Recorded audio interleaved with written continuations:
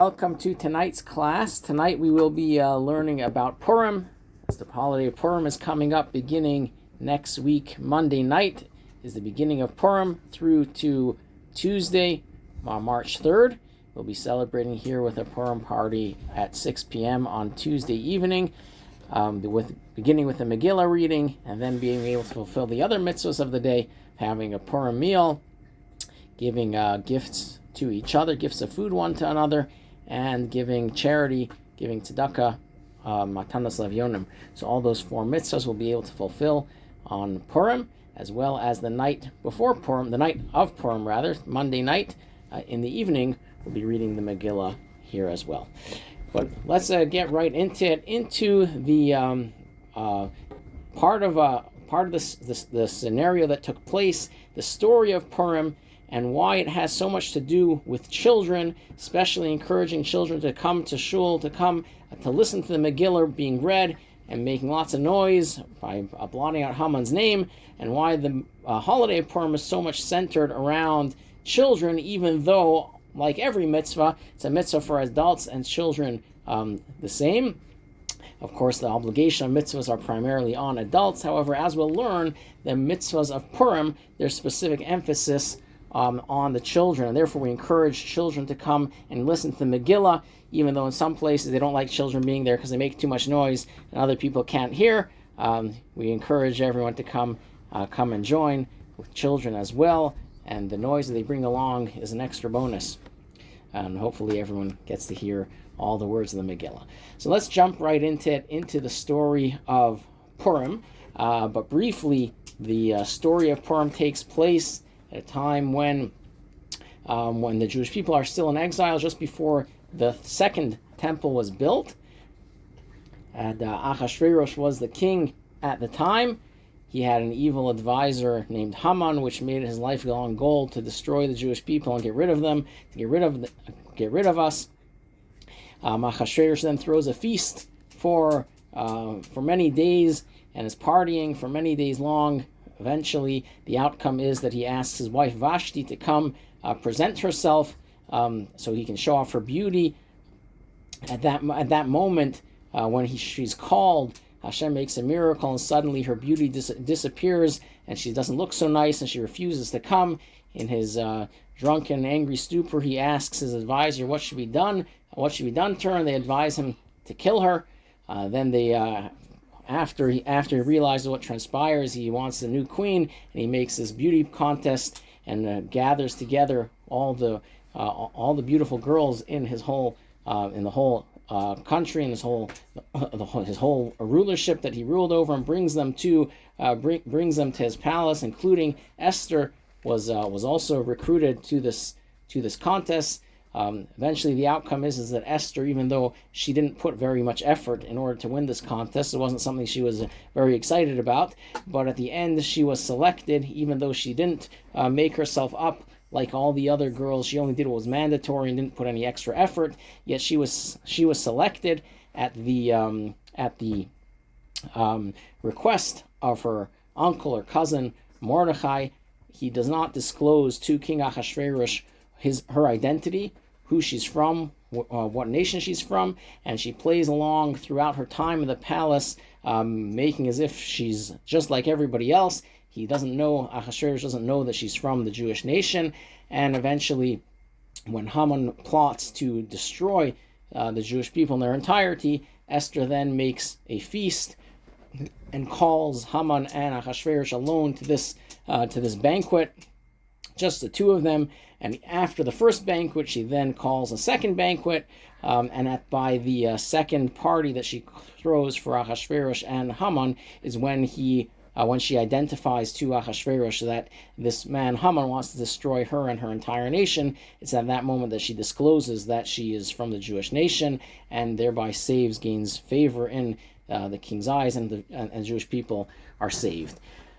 One of the pivotal moments in this whole story is that there was, along the way, there were two advisors of the king, Bigsan and Seresh, that were plotting to kill King Ahasuerus.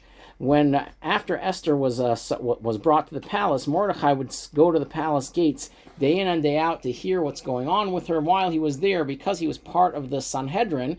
The Sanhedrin was a 70-member court, Jewish court, and in order for them to be able to rule and oversee litigation and issues between members of the Jewish community in other places of the world, there was a requirement for them to know all 70 languages that were prevalent at the time, and therefore Mordechai knew many other languages other than Hebrew and Persian at the time. And they, Bigsan and Seresh, were talking in a foreign language, in a language of Tarshish, some foreign language, but Mordechai was able to understand what they were plotting about, and he heard the plot, and that they were planning to poison the king and get rid of him, and Mordechai uncovers the plot and lets Achashverosh know about it, and they are at the end, has them killed, and it's written down in his book of Chronicles, the story of what transpired, and that Mordechai had saved him. So during that time between these between the feasts that Esther made for Haman and Achashverosh, is when that night he goes to sleep. The king Achashverosh goes to sleep, and he can't sleep. As the Megillah tells, Balayla hu nadada shnas hamelech. At that time, the king's sleep was disturbed. He couldn't fall asleep. He was woken in the middle of the night and couldn't sleep. And then he asks for his book of Chronicles to be read to him. And that's when they read to him the story of Mordechai saving Haman. And that was the beginning he honors Mordechai with tremendous honors, and that was the beginning of the downfall of Haman. But today we're going to drill down a little bit deeper into what it was that transpired between Haman and Mordechai and the Jewish people at the time, a little bit deeper in what the meaning of it is and why the joy of Purim is so special, in a sense even greater than some of the other holidays. So we'll jump to the end of the Megillah. So source number 1 is from chapter 9 of the Megillah. There are 10 chapters in the Megillah. This is towards the end of chapter 9. And after the story of Purim took place, Mordechai inscribed these events and sent letters to all the Jews in all the provinces of King Ahasuerus, both near and far, to enjoin them to make the 14th day of the month of Adar and the 15th day thereof every year as the days when the Jews rested from their enemies, and the month that was reversed for them from grief to joy and from mourning to a festive day, to make them days of feasting and joy and sending portions one to another and gifts to the poor. The Jews took upon themselves what they had commenced to do and what Mordechai had written to them.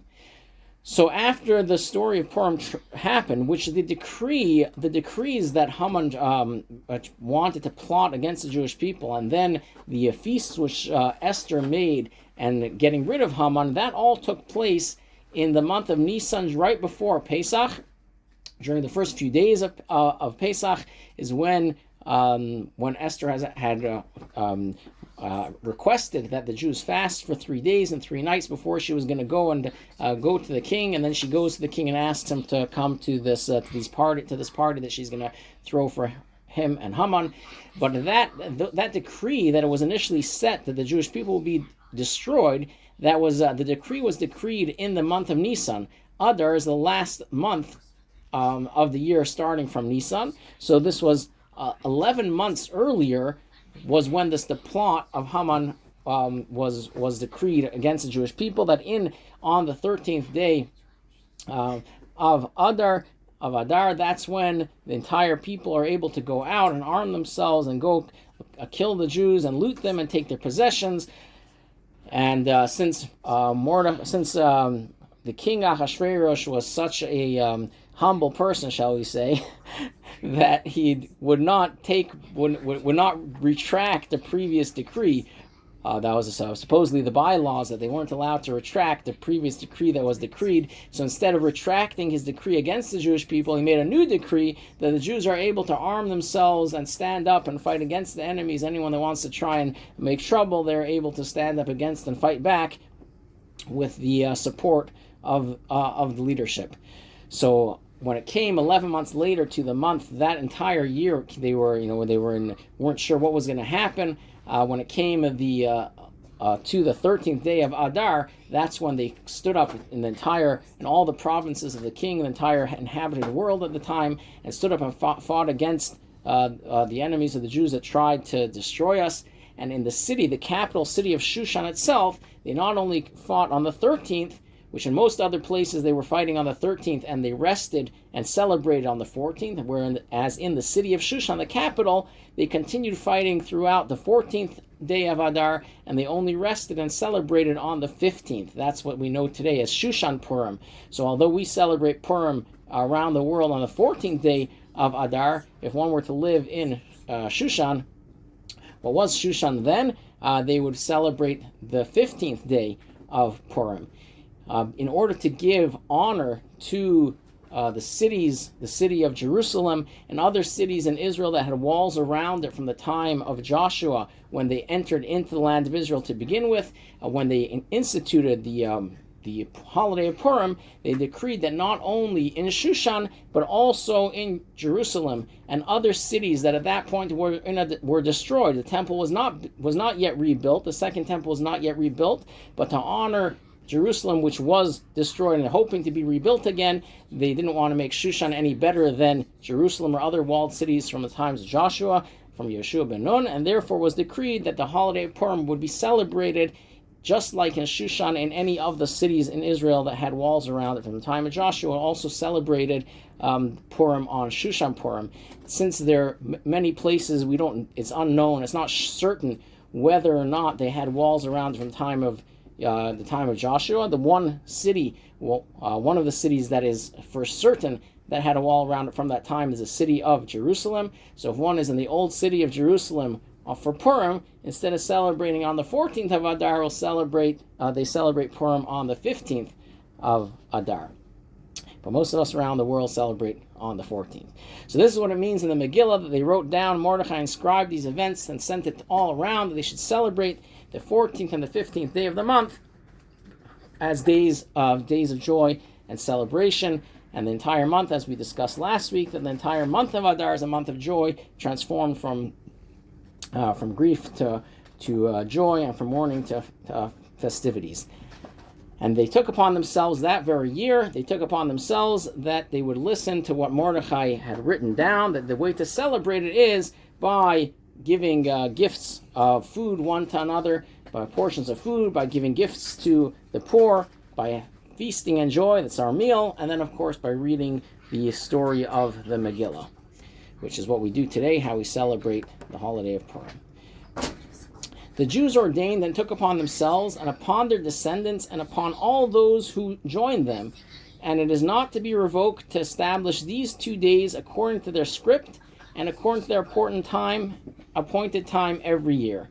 These days shall be remembered and celebrated throughout every generation, in every family, in every province, in every city. These days of Purim shall not pass from among the Jewish people, and their remembrance shall not cease from their descendants. So here we have decree that it should be written in the Megillah, that it should be celebrated. Specifically at the end here, it should not pass from among the Jewish people. It should always be celebrated for every generation. And it concludes the remembrance, again, another language, another terminology for saying basically the same thing, that the remembrance shall not cease from the descendants, that it should always be remembered for all future generations. And we're going to look at a little bit deeper as what is this double language? Why is it telling us again multiple times that it should be remembered throughout every generation? What's new? The verse in the Megillah states, "And these days of Purim shall not pass from among the Jewish people, and their remembrance shall not cease from their descendants." This seems puzzling. So the Rebbe spoke about this particular point and says the very fact that the days of Purim were established as a festival already dictates that this enactment was not only for that generation, but for all generations. So if this was being established, and Mordechai says it should be written down and established as a holiday for to be celebrated, as we know with all holidays, it's not just a one-time thing. We didn't just celebrate Pesach just once when the Jews left Egypt. It was for all future years to come. if it's included in the Torah, it tells us that these are mitzvahs that we should do. Although Purim is a rabbinic enactment added later on by Mordechai and the Anshe Knesset Agdola, that's the 120 member body that enacted many of the liturgy of the prayers, and many of the things that we do today are established by the Anshe Knesset Agdola. But this seems puzzling. The very fact that the days of Purim were established as a festival already dictates that this enactment was not only for that generation, but for all generations. So if they established it as a holiday, as a festival, a Yom Tov, so why was it important to mention again that it should be for all generations? It is a fundamental principle regarding every aspect of the Torah and its commandments, whether it's biblical commandments or rabbinic enactments, that this Torah will not, God forbid, be changed or replaced. We know that the Torah is relevant for every place, every person, every time. It doesn't change. Just because the times change, something that's made by man, made by humans, rules that are made by human beings are made for that time, that place, and the environment. So if the environment changes, the people change, circumstance changes, the rules change. But the Torah, which is given by God, given by Hashem, it's eternal, given to the eternal nation, the Jewish people. It doesn't make a difference which time of the year we are, which country we're in, which time frame in history we lived. We all fulfilled the same Torah and the same mitzvahs that were fulfilled for hundreds and thousands of years. What then is the new point being made by the Megillah in emphasizing that the establishment of the days of Purim was in such a way that their remembrance shall not cease from their descendants? Especially since you already mentioned that it was for all generations. Why is it repeating again that the remembrance should not cease from their descendants? So now let's look at that seems to imply that there's something unique and special about Purim, that because of that, the Torah is telling us, the Megillah is telling us, that we need to remember it for all generations, and points to that even stronger than just letting us know that it's a mitzvah to remember for all generations, but that it shouldn't cease from our descendants. On the other hand, if there is indeed some unique point regarding Purim here, relative to the rest of the Torah and its commandments, this itself requires explanation. In what way are the days of Purim superior that only they contain this novel point? So if there is something special and unique about Purim, which because of that it's important to mention and emphasize how it should not be forgotten from our descendants, what is that point that's so special about Purim? What makes it so unique? On the contrary, if we look at how Purim came about, it would seem that Purim does not possess the same level of force as the other commandments. As related in the Megillah, special effort was required to ensure that the days of Purim would remain an established festival. If we look a little bit closer at the words of the Megillah, we'll discover that when Mordechai and Esther wanted to establish Purim as a holiday every single year for future generations, that we should always celebrate this miracle of the overturning of the decree, or giving the Jews power to fight back against their enemies and essentially win and live in peace again, we'll see that they had an uphill battle. First, Esther had to request, establish me for all generations. The book of Esther being included as part of the Tanakh, as well as establishing Purim itself for a holiday for all future generations. This is something that Esther had specifically requested of the Sanhedrin, of the Anshe Knesset Agdola, from the Sanhedrin, as well as from the Jewish people. Even afterward, it was necessary to send this second letter of Purim and so on. They sent, and the Megillah tells us how they sent it out once, and then after they sent it out once, it was kept, as we'll soon learn, it was kept for a few years, and after that, Jews started being lax on it. As time went on, it was starting to become a thing of the past and was not continuing to be celebrated. And later on, Mordechai had the queen Esther send out another letter to the entire population, entire Jewish population, to ask them to celebrate Purim again, because coming from the authority of the queen would have more weight than just the rabbis themselves. It was only after her second request that it ended up becoming a permanent fixture that we continue to celebrate Purim every year. There are many places there are many different stories and different miracles that happen in various times and places in Jewish history where those miracles were celebrated by that community in that place for a period of time. But none of them are something that lasted forever, for all generations. So this was something that Purim was something that was celebrated, and after a few years was starting to kind of look like it was not going to be celebrated anymore, and it was through extra effort of Esther that it was, which was the queen, that caused Purim to continue to be celebrated for future generations. And yet specifically regarding Purim, we find this unique emphasis that the remembrance shall not cease from their descendants. It seems to be that Purim is of a lesser importance, and because of that, it required extra energy and extra effort on behalf of Mordechai and Esther to encourage the people to accept it as a holiday for the future generations. Once it was accepted by everyone, and then it became part of a rabbinic enactment that now we can't behave any differently. But when it first started, the first few years, it was kind of an uphill battle for them to get everyone to celebrate Purim as a holiday every year. The Talmud in Megillah tells us that Esther told the sages, "Establish me for generations," meaning establish Purim as a holiday and the reading of the Megillah for generations to come. They replied, so the Jews replied to Esther's request, you will, or the sages replied rather to Esther's request, "You will arouse the ire of the nations," as the Megillah tells of the Jewish defeat of their enemies, and it would be best left not publicized. A typical worry that we have of all the anti-Semites. Why should we express our pride in who we are and our pride are overcoming the enemies? Let it just be quiet, not talk about it, and no one will think about it too much, and they won't be disturbed. But if we're going to celebrate Purim as winning over the enemies from year to year afterwards, in the city of Shushan and other places, every single year when the enemies of the Jews begin hearing that we're having celebrations of our victory over them and being able to live in peace the way they are, that itself will cause them to will cause an uproar and cause animosity towards the Jewish people. So this is what the sages responded to Esther, that didn't want to include the holiday of Purim and reading the Megillah on the holiday of Purim every year. So she responded, Esther in her wisdom responded, "Don't worry, it was already written in the royal chronicles." The entire story of Purim was already recorded in the king's book of Chronicles, in the palace. So you don't have to worry that it's not that you want to try and erase this event from history. No one's going to know about it. It's all there already. Once it's all there already, all the nations of the world know about it already. We certainly should celebrate the miracles that Hashem has done for us.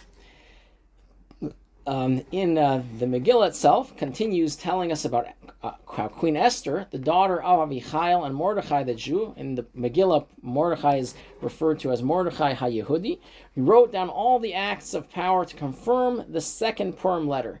He sent letters to all the Jews to 127 provinces, the realm of Achashverosh, words of peace and truth to confirm these days of Purim in their appointed times, as Mordechai the Jew and Esther the queen had enjoined them, and as they had ordained for themselves and for their descendants the matters of the fasts and their cry. Esther's order confirmed these matters of Purim, and it was inscribed in the book. So it was all written down, everything that transpired based on Esther's request.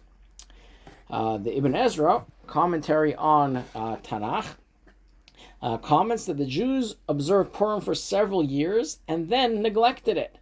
Mordechai therefore asked the queen, who had more authority, to write to the Jews to observe it annually. The Megillah testifies to this, that Esther's order confirmed these matters of Purim, for without that order it would have been forgotten. And that's the second letter that she sent, in order that it should confirm that which they had sent out already, to make sure, to ensure that the miracles of Purim and the story of Purim would not be forgotten and be continued to celebrate from year to year. So what we see from all of this is that the effort that was put in for Purim to be celebrated from year to year seems to be a lot more than all the biblical mitzvahs and commandments and holidays that we were given. And yet we still find that Purim has this extra special uniqueness to it, that because of that, the Megillah is telling us that it should not be forgotten for future generations. So what is so special? What is the unique thing about Purim, and what does it have to do specifically with remembering for all future generations to come? So now, in order to understand that, we'll look at some very interesting statements that the Medrash tells us regarding Purim and other holidays?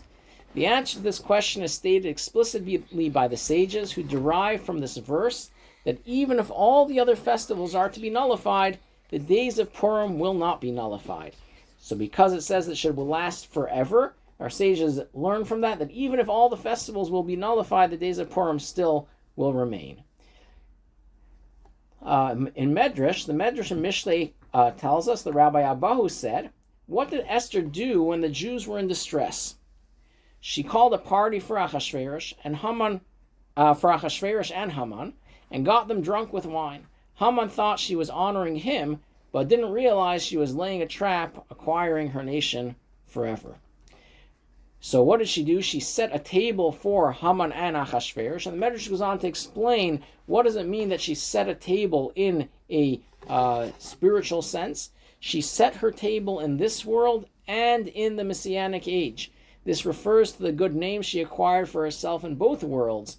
For all holidays will eventually be abolished except for Purim. As the verse states, these days of Purim shall not pass from among the Jewish people, and the remembrance shall not cease from their descendants. So according to the Medrash, it seems that all of the holidays that the Torah tells us about, Pesach and Shavuot and Rosh Hashanah and Sukkot, all these holidays are eventually going to be abolished, and Purim is going to remain. Which, as a side note, we're definitely need to understand what this means, but practically we'll still be fulfilling all the mitzvahs and all the holidays forever. But we'll come back to that shortly. It seems what this Medrash is saying is something very strange, very peculiar, that holidays will eventually, in the Messianic age, will not be kept anymore. Even the Rambam in Maimonides, Mishnah Torah, in the laws of Megillah, the Rambam writes, Maimonides writes, that all the books of the prophets and writings will be abolished in the Messianic era, except for Esther.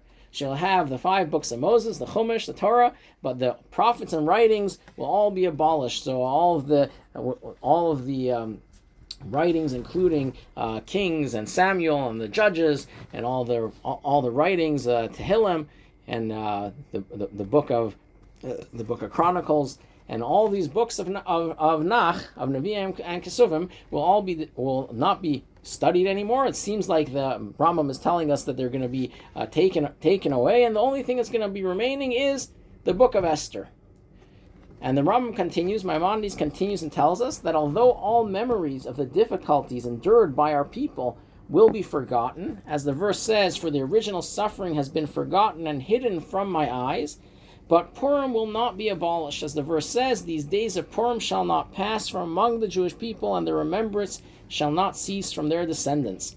So not only is it brought in Medrash, but also brought down in Maimonides, which is a book of halacha, of actual practice, and it appears to be saying something completely strange, completely contrary to what we know, that the Torah and everything in it is for all times and all places eternal. And it seems like the Rambam is ruling, based on the Medrash, that it will be abolished, that these books, not only the holidays will be abolished, but the books of Nevi'im and Kesuvim, of the writings and prophets, will also be abolished. It seems almost like heresy. However, the matter still requires explanation. There's an obvious question. How can it be that all the festivals are destined to be annulled? Is it not a fundamental principle that the Torah will not, God forbid, be changed or replaced? It's wonderful that according to the Medrash and according to Maimonides, we see there's something unique about Purim, and because of that, Purim will be everlasting, whereas it seems to be the other ones will not remain forever. But that leaves us to understand, what does it mean that these holidays will be abolished, and the writings and prophets will be abolished? We certainly know that the Torah will never change and remains eternal. This question was posed to the Rashba, lived about 800 years ago. In his response, it was a great Jewish sage at the time, and someone asked a question, and he responds to them that you asked how the idea that all holidays will be abolished except for Purim aligns with the statement that not even the tip of the smallest letter of the Torah will ever be abolished from the Torah. So even words that are in the Torah itself we're never going to change. Even a single letter or a crown on top of a letter. A single part of a letter will never be changed, and it's completely the same. And if we look back at history and compare Torah scrolls from today to hundreds of years ago, and we'll see that they're exactly identical. I have heard, so the Rashba responds, that I've heard many explanations offered for this teaching, but none have satisfied me. Please explain it to me. So this was something that the Rashba himself said, I don't yet understand. I have not yet found an answer to this seeming contradiction yet. So the Rebbe gives a fascinating understanding based on Hasidic teachings of how we can reconcile these two ideas together. We must adopt the understanding that the sages don't mean that the festivals will be completely abolished, in the sense that they will no longer be celebrated. Rather, the meaning is that the joy of the festivals will not occupy a significant place in the Messianic era.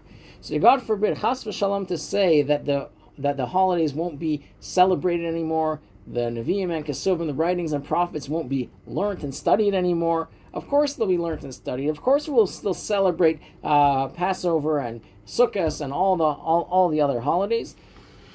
However, the joy of the holidays will not be as significant as they are now relative to the tremendous godly spiritual revelation that will be present in the times of Mashiach.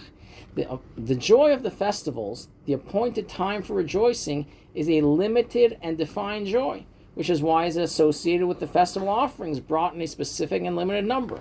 So each of the holidays, the holiday of Passover, Pesach, Shavuot, as well as the holiday of Sukkot, Sukkot, each one has offerings that are associated with it, a certain number of offerings that were supposed to be brought in temple times in a certain time period. So though the joy that's associated with the holidays is also limited to that time of the year and to those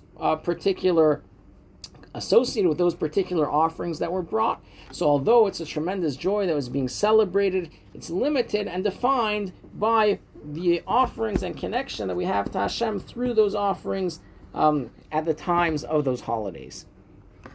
Consequently, in the Messianic era, when Mashiach comes, where there will be an immense and unlimited joy, an eternal and all-encompassing rejoicing, the limited joy of the festivals will not be able to add anything.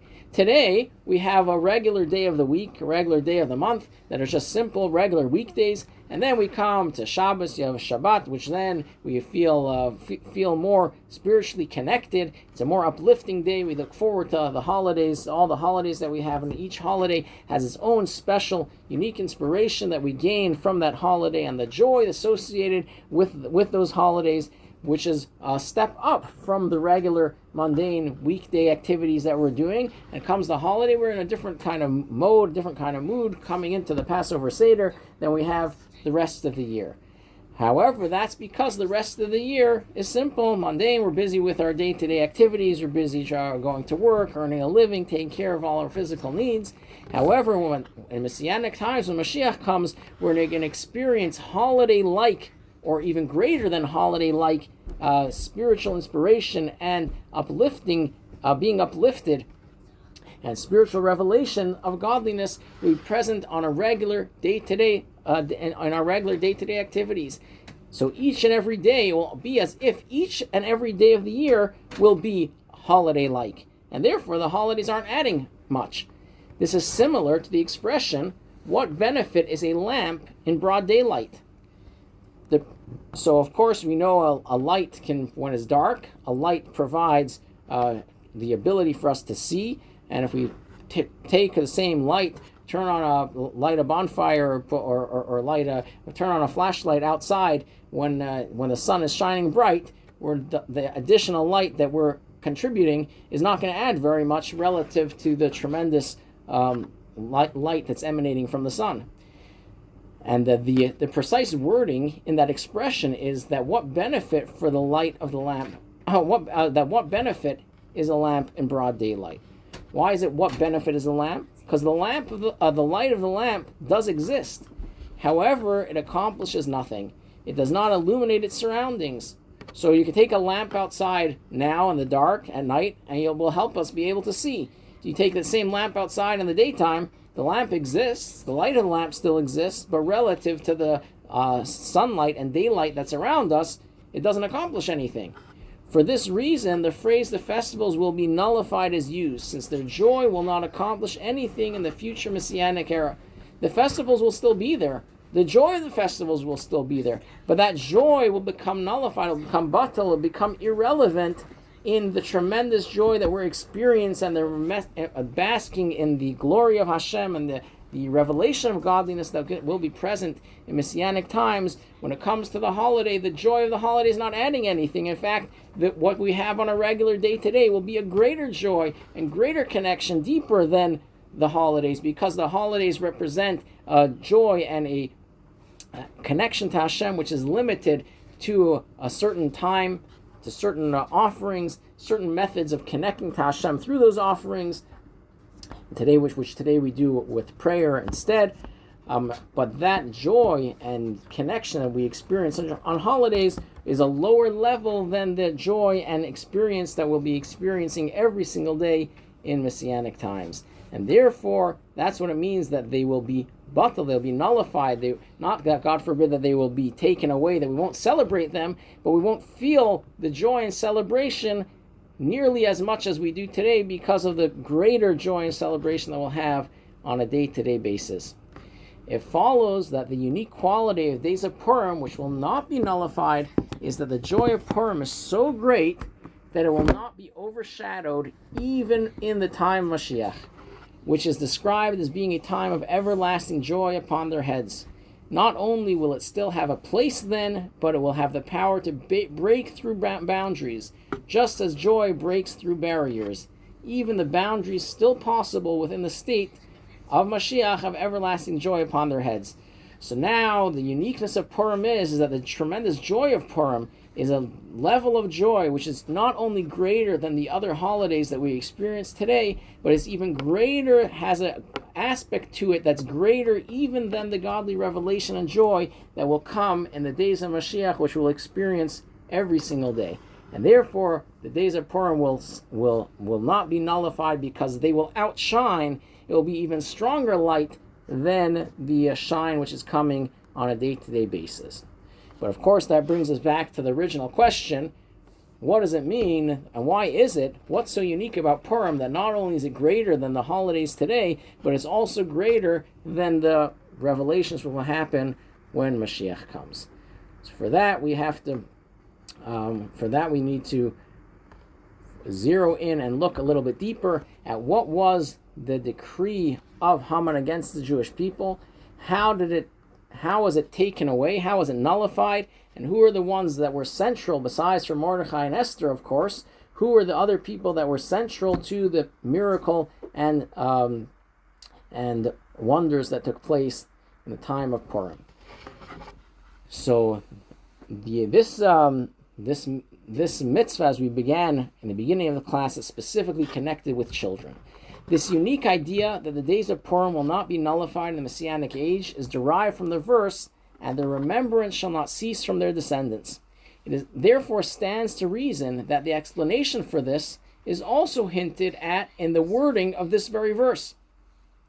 So the Rebbe is explaining to us that if the reason how we know that the Purim is unique and it will still exist and still be celebrated even to a greater level than the times of Mashiach, the Messianic age, then we can look at it, the words a little closer of this very same verse from which we learn that it will not cease from their descendants and remain forever. From that very same verse, we can look at and see and understand why it is that it will last forever and still retain its uniqueness and specialty that will see the celebratory joy and revelation of godliness present in Purim, even in times of Mashiach. The key point lies in the words, "their descendants." In this verse, their descendants refers to the Jewish children. So it doesn't just mean just their offspring, but it means specifically small children, below bar and bat mitzvah. If the word here simply meant their offspring, it would add nothing to what was stated earlier in the verse. As we mentioned before, the verse begins by saying, "These days shall not pass from among the Jewish people." what does the conclusion of the verse, and the remembrance shall not cease from their descendants add? We already said that it should not pass from amongst the Jewish people. So if it should not pass from amongst the Jewish people, that means it's going to last forever. What is it adding by saying that it should not cease from their descendants? Therefore, the Rebbe is learning and teaching us it must mean not only that they shall not pass from among the Jewish people, but that the remembrance shall not cease even from their descendants. That is, even from young children in the literal sense. And the second part of the verse, which is adding in that the remembrance shall not cease from their descendants, doesn't just mean descendants, but it refers specifically to young children in the literal sense, younger than bar and bat mitzvah. This is an important concept unique to Purim. Although every Jew, man and woman, is obligated in the entire Torah and its commandments, and this Torah will never, God forbid, be changed until the end of all generations, the obligation to observe the Torah and its commandments applies only to someone who has reached the age of legal responsibility. By contrast, the celebration of Purim applies to every single member of the Jewish people, even to their descendants, those who are still minors. So most of the mitzvahs that we educate children in order to how to perform them and teach them Torah so that they can be able to study and learn, the purpose is that when they get older, once they reach the age of bar and bat mitzvah, we become legally responsible adults according to the Torah, they need to know how to perform the mitzvahs properly. So in order to know how to perform the mitzvahs properly, they have to be educated and taught how to do it as children. Whereas Purim is something unique. Not only are we celebrating Purim with the children because it's something that they need to learn how to keep and do as they're getting older and reaching the age of bar and bat mitzvah themselves, but we're celebrating specifically with the children as they are children because they had such an important role in the story of Purim. And as we'll learn, because specifically children below the age of bar and bat mitzvah are not yet responsible legally for their actions according to the Torah, therefore, because they're not responsible, then they don't have any sin. Anything that they do wrong is attributed to their parents, their educators. It's not their fault. Anything that they are considered completely pure and clean up until the age of bar and bat mitzvah, and therefore the efforts put in by the children is considered a hevel she'en bo chet. It's the breath of the children, of their learning and their davening, praying and studying to Hashem, is something which is a greater level, so to speak, much more pure and holy than the rest of us that are already above that age. But this itself requires explanation. Why is it that specifically the days of Purim apply even to their descendants, to very young children? So if Purim being connected to very young children is a reason that it is not just a limited type of holiday like the other holidays that are specifically for a specific time, a specific place, through specific offerings, the story of Purim and the holiday of Purim is connected not just to adults but also to children, and the connection to children shows us on the uniqueness of Purim being a holiday which is outshining that unlimited joy that will come in the times of Mashiach. So if connecting it to children specifically shows us the uniqueness of it, of how special it is, we need to look a little bit deeper and understand why it's so deeply connected to children. So from this we need to look at, to understand this, we can understand this based on a medrash. So we'll look at a medrash of what happened when Haman, when the evil man Haman made his decree, went to get permission from the king to destroy, to get rid of Mordechai and the Jewish people. At that moment, the Medrash tells us, this is from Esther Rabbah, Medrash Rabbah on Megillas Esther, at the moment when those letters of the decree were sealed and placed in Haman's hands, he went to rejoice, together with all his associates.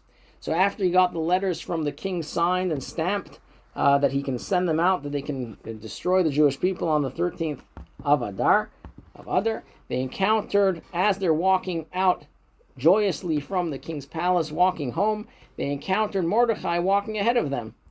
Mordechai then saw 3 children coming from school, and he ran after them. So you have Haman is so excited about what he's finally going to be able to achieve his goal of destroying the Jewish people. Mordechai sees that Haman is coming and he's very happy about something, Of course, Mordechai knew that he wasn't exactly a friend, and if he's really excited about something, probably means trouble for the Jews. So Mordechai then goes and he sees 3 children coming from school. He ran after them. When Haman and his associates saw Mordechai running after the children, they followed him. So they followed Mordechai to find out what he would ask them. He saw them running. He saw Mordechai running to children to talk to them. They wanted to hear what it was that Mordechai was going to ask these children. When Mordechai reached the children, he said to one of them, "Recite to me the verse you learned." So it's important to note that one of the methods that was kind of getting to understand what the divine reaction should be to different things. Most of us are not prophets. Not all the sages were prophets. Mordechai wasn't exactly a prophet himself.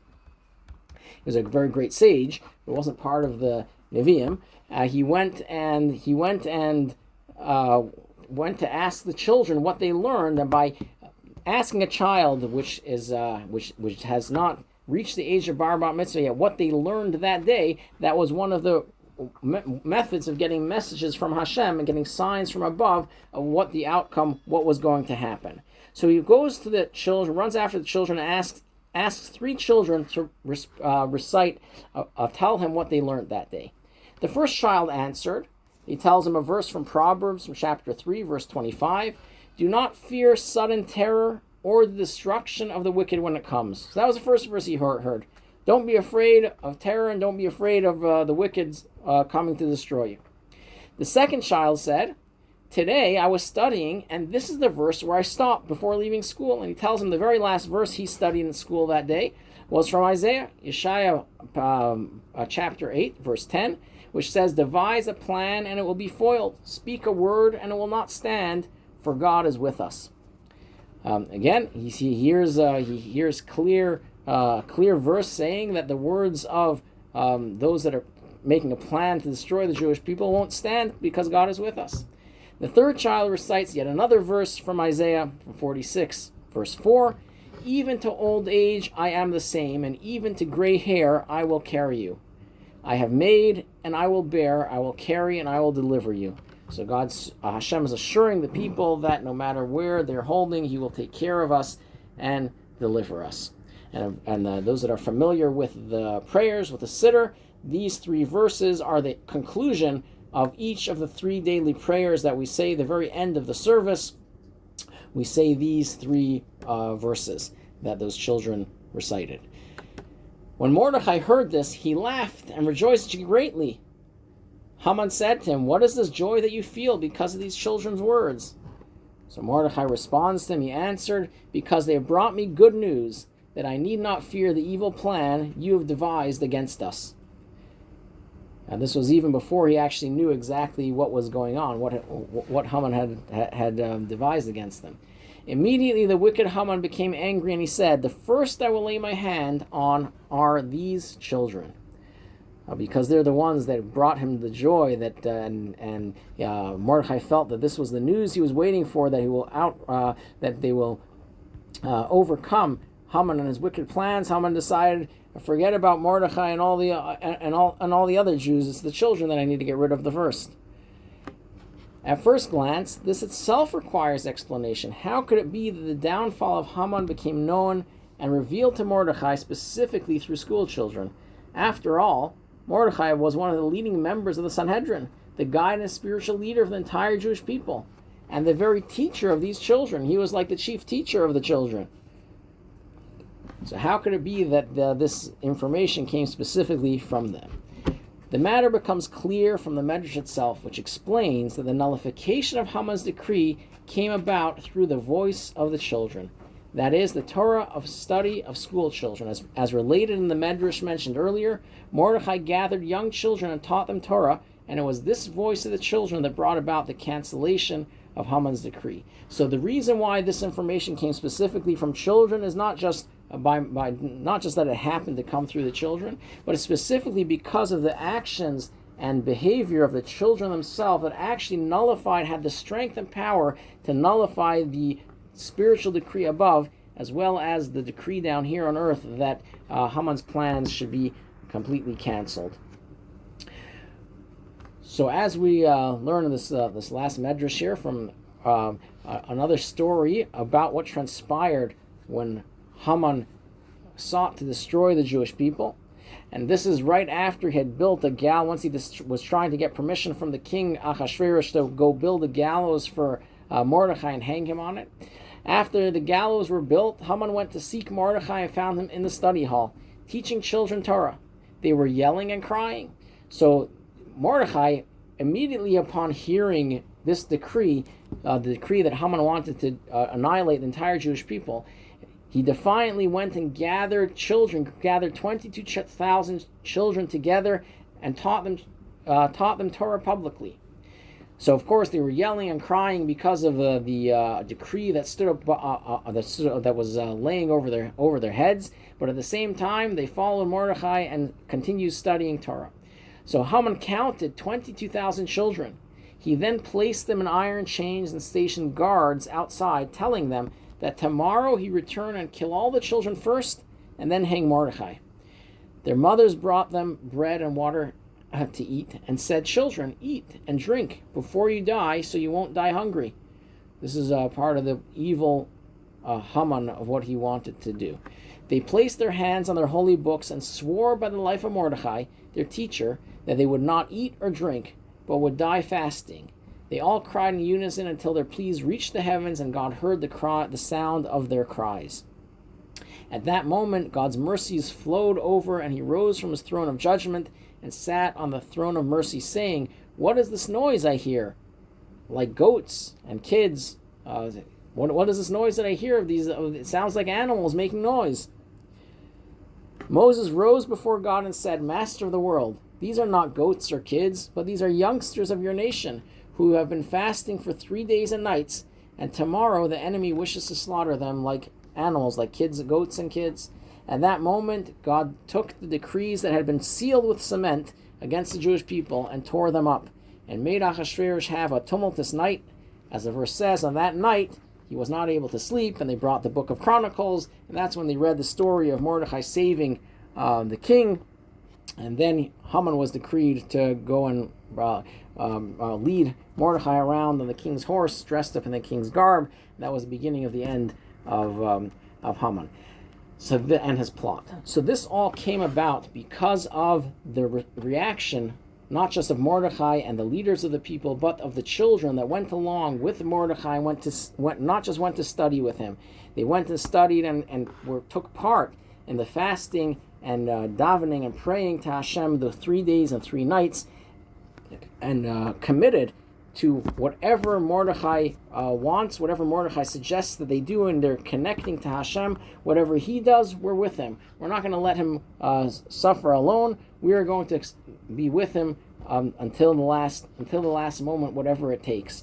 So until then, there was this decree against the Jewish people because of what had the low state to which the nation had fallen away from our connection to Hashem, and specifically the children recognized the importance of continuing to study no matter what takes place. They were committed to studying and learning, and their breadth of their teaching, their studies, which came from children which have no sin, went straight up to the gates of heaven and pierced through all the barriers that were withholding the miracle to transpire, that this decree should be torn up.